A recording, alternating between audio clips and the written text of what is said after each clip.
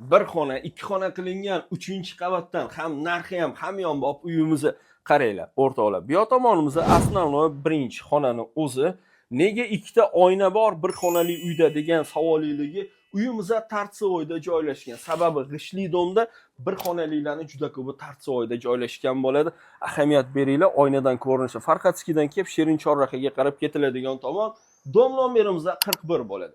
Podyezddan kirib kelavish qismi mana shunaqa chiroyli yo'lak.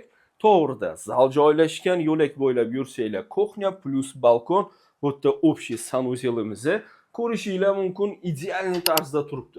Kuxnyaga kirib kelyapmiz, kuxnyani ham ahamiyat beringlar.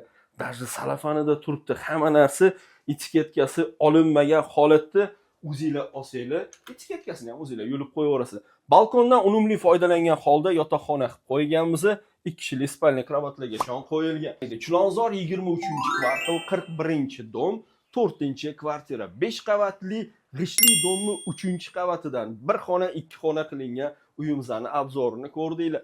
Narxiga keladigan bo'lsa, $58,000 so'raymiz. Ozroqani kelishtirib baraka qilinadigan joy bor.